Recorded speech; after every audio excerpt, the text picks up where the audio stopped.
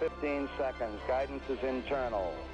12, 11, 10, 9. Ignition sequence start. 6, 5, 4, 3, 2, 1, 0. All engine running. We have a liftoff. Liftoff on Apollo 11. Саран дээр хот барьвал яах вэ?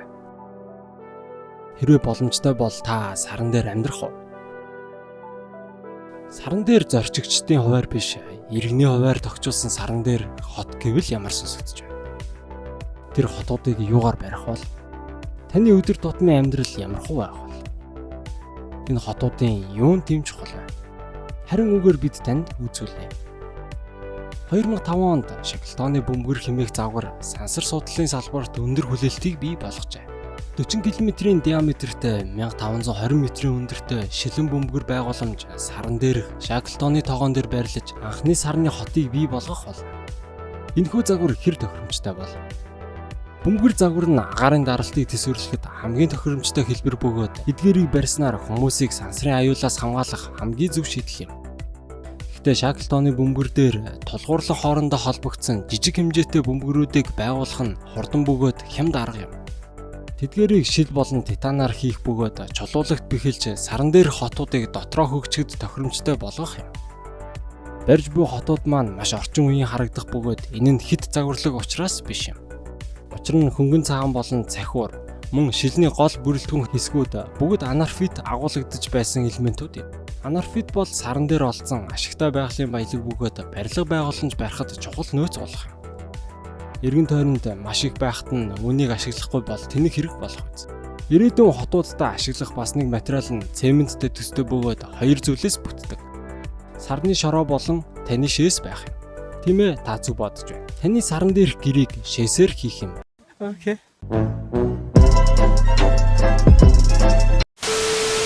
Энэхүү ирээдүйн хотуудад амьдрал ямар шүү байх бол? Тэгэхээр юуны төрөнд өдөр болон шөнө гэж байхгүй бол? Сарны нэг өдөр нь дэлхийн 29 өдөртөө тэнцүү байдаг. Энэ нь 2-7 хоногийн турш гэгээтэй 2-7 хоногийн турш харанхуй байна гэсэн үг. Гэвч хотууд маань сарны төөлүүд дээр баригдах учраас та 4 өдрийн турш харанхуйг мэдрэх болно.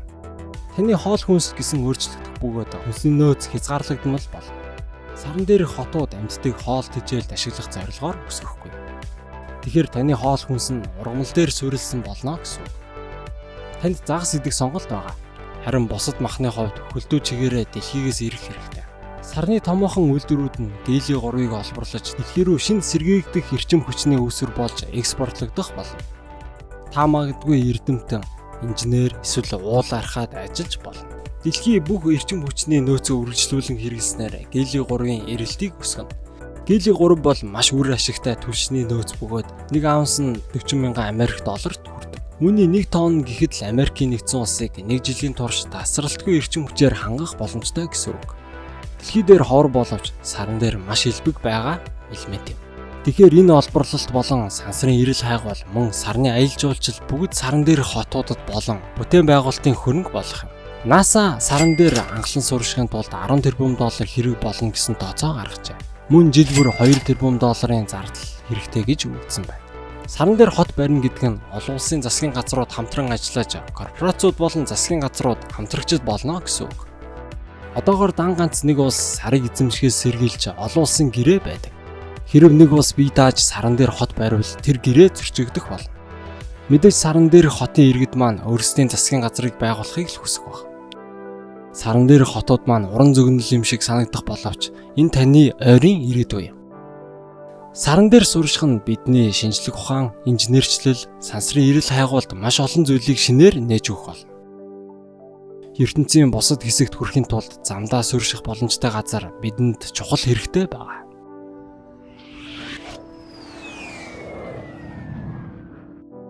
Марс X одон орны дурангийн дэлгүүр. Хязгааргүй удам руу хамтдаа